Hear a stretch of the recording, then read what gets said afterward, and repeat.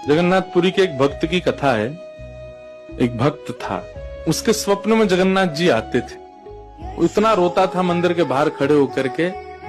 तो ठाकुर जी बोले, तू क्यों रोता है? बोले, आप बस मेरे साथ रहो, मुझे और कुछ नहीं चाहिए, और इस बात का मुझे अनुभव होना चाहिए कि आप मेरे साथ हो। तो भगवान जगन्नाथ जी ने उसको कहा, मैं तेरे साथ हमेशा हूँ, और इसका अनुभव तुझे जब करना हो समुद्र की बालू में चलना, और थोड़ी दूर चलने के बाद फिर पीछे देखना, 2 पैरों के निशान तेरे होंगे और तेरे बगल में 2 पैर के निशान मेरे होंगे। उससे तुझे पता चल जाएगा मैं तेरे साथ हूँ। अब तो वो रोज जाता, समुद्र के तट पर चल के देखता, थोड़ी दूर चलता तो 2 पैर के निशान उसके, और बगल में छोटे छोटे चरण भगवान के।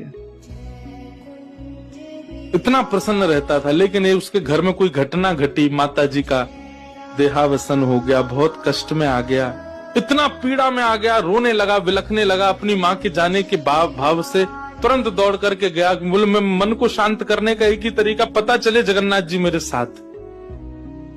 अत्यंत पीड़ा में था। जैसे ही समुद्र के तट पर चल रहा था, रो रहा था बहुत तेज तेज। पीछे मुड़ करके उसने देखा तो 2 ही पैरों के चिन्ह थे। जगन्नाथ मंदिर के बाहर जाकर बोला, मैं समझ गया, मेरी माँ का देहावसन इसलिए हुआ क्योंकि आप मुझे छोड़ के चले गए हो। अब आप मेरे साथ में नहीं हो। आपने कुछ दिन मेरा संग किया, उसके बाद मुझे अकेला छोड़ दिया। नाथ, आप ऐसा कैसे कर सकते? मुझसे क्या अपराध हुआ? रोने लगा, बिलखने लगा। जगन्नाथ जी रात्रि में फिर